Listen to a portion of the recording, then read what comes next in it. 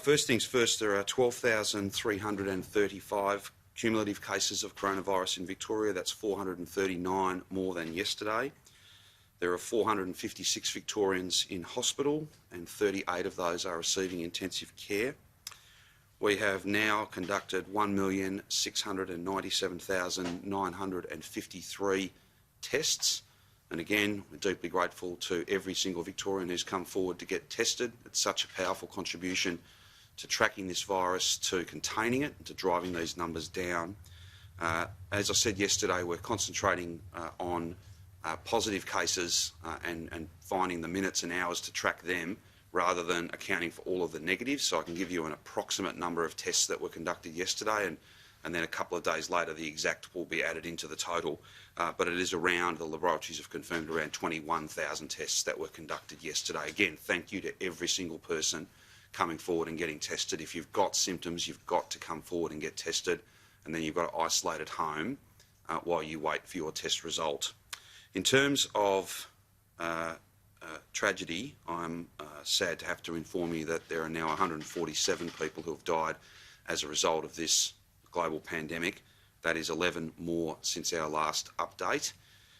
If I can go through some detail as much as I can. One man in his 70s, one man and three women in their 80s, two men and three women in their 90s, and one woman who was in her hundreds. All of those tragedies, all of those fatalities are connected to aged care settings.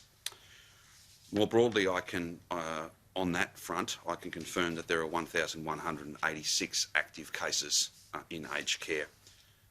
That remains a very challenging setting for us and one that we're working incredibly closely with the Commonwealth Government, with the private sector, public hospitals, private hospitals, literally hundreds and hundreds of shifts that have been picked up by nurses out of our hospital system, a very large team of people working together to provide the best care to all of those residents and to get them what they need when they need it.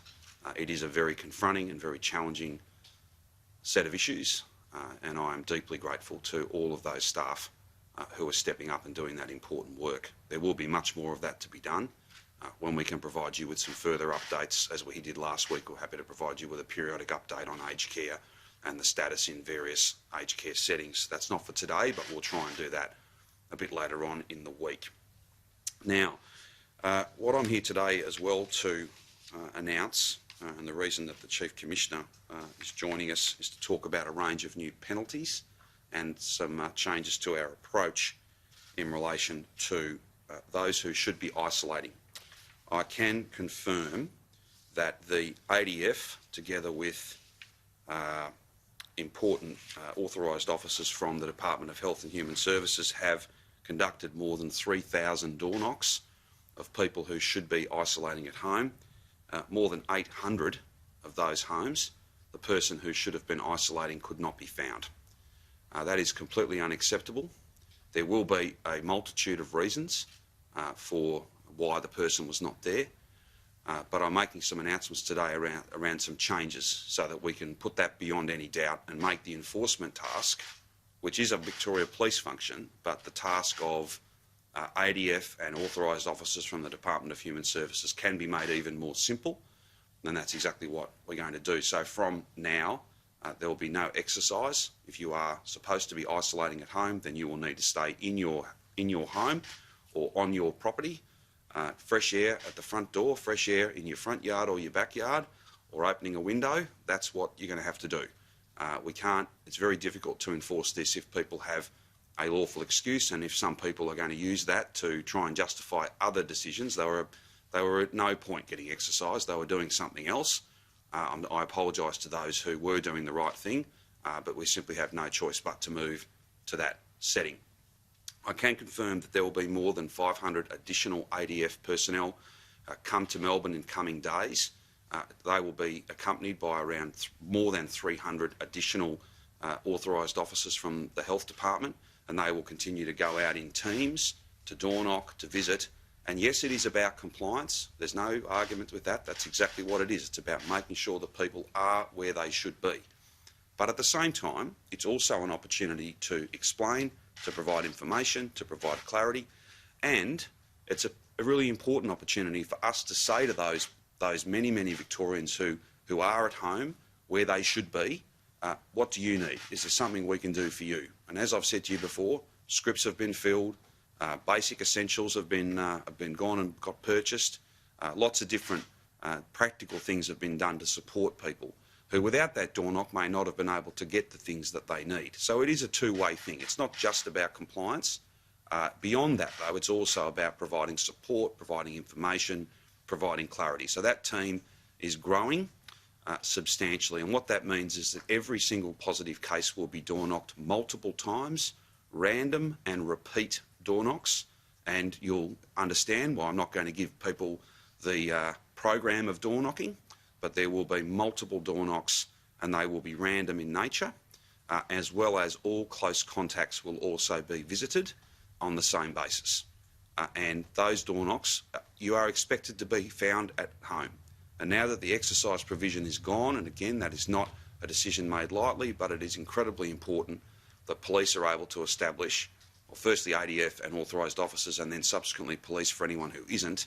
It's incredibly important. Stay at home means stay at home for all of us, but it certainly means stay at home for those who have the virus or those who have been directed to isolate, and there will also be some changes to penalties. As everyone has become very well aware, there is a $1,652 on-the-spot fine if you breach the directions of the Chief Health Officer. There is also a $200 penalty for not wearing a mask when you are out of your home. Not too many of those fines have had to be issued, and in the general scheme of things, even the $1,652 fine, that's only used where that's deemed appropriate. And again, the vast majority of people are doing the right thing. But there are a number of people who are not. And that's why I can announce today a new on-the-spot fine. It is in fact the largest on-the-spot fine for an individual on the statute books of the state of Victoria, $4,957. As you know, penalty units is how this is done, and penalty units change each year. But ultimately, that's a $5,000 on-the-spot fine, and that will be particularly for those who breach their isolation orders.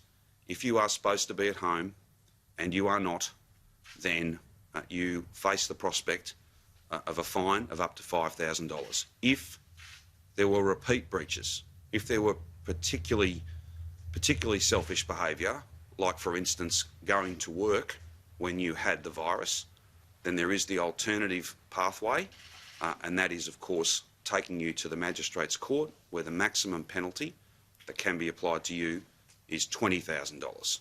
We don't want it to come to that.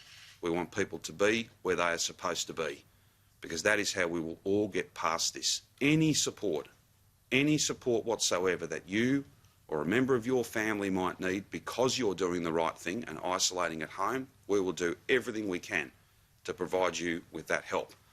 And that's the critical point here. The door knocking is for compliance, but it's also to make sure you've got the information and the support that you need.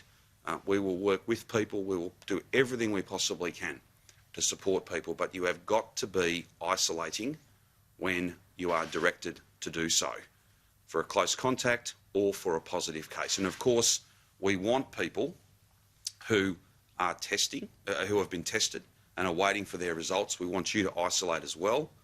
And if there are any insecure work issues, if there are financial issues, then there is that $300 payment.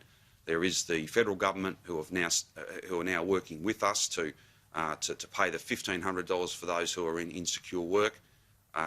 All of these measures are designed to support people to make the best choices for their family, for every family, for public health, and to get us to the other side of this as quickly as possible. Just finally, by way of update, and then I might ask Lisa just to speak to these enforcement activities, then Shane perhaps can take us through some of the unfortunate examples of just appalling conduct that Victoria Police have had to deal with, shameful conduct. In fact, one particular incident last night down in Frankston. I do want to just speak briefly to the permit system for those workers who are permitted to work beyond midnight tomorrow night. It is of some utility in terms of the curfew that applies 8 o'clock each night. This is old-fashioned common sense. It's a piece of paper, your employer fills it out, they sign it, you carry it with you, and then you're able to demonstrate. So there's not a sense of anxiety or a sense of having to tell your story 17 times. You'll be able, if you're pulled up by police, you can very simply provide that piece of paper, and then you would be waved on to go about your business. What we're going to try and do, and again, we do have some time here, what we're going to try and do is not have a whole lot of key workers that are well understood to be key workers. So nurses, for instance, can use their existing hospital ID. Victoria police members will be able to use their ID. The same applies in lots of different settings, but for the private sector where there's not that uniform identification that connects the person to their place of work, and a reaffirmation from the boss that you are working now and that this is an active thing, then that paperwork will need to be filled out. I don't think it's too onerous. It's a pretty simple process.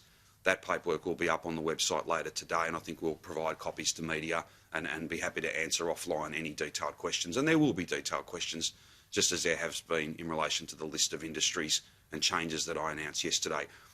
In advance of questions, I'm happy to take any questions. Ultimately, there will always be changes. There will always be a need to interpret things. There are literally hundreds of people that are taking calls and clarifying advice. That's why the lead-in period was so important. We still have the rest of today, all of tomorrow, right into midnight tomorrow night.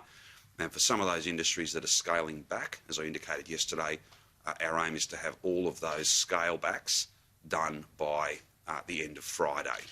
So we're using, literally an army of people are using all the time that we have provided in a graduated process to make those difficult decisions, rulings, if you like, to deal with all the complexities of human behaviour and the fact that whenever you draw a line, there'll be different people on each side of it. Whenever you write a list, there will always be omissions. There will always be a need to clarify things as well. So I'm very grateful for the patience of Victorians to work through those issues, and I'm very, very, very grateful to all of those from industry that we're engaging with day and night as we seek to settle these matters and find this much constrained level of movement, a much reduced level of movement over these next 6 weeks. That is essential to driving these numbers down and getting us to the other side of this. Anything short of a massive reduction in movement around the community will mean that this virus will keep spreading. Anything short of a massive reduction in movement across the community will mean more virus, not less, more restrictions, not less, and the other side of this will be further away than it has ever been. We're not settling for that.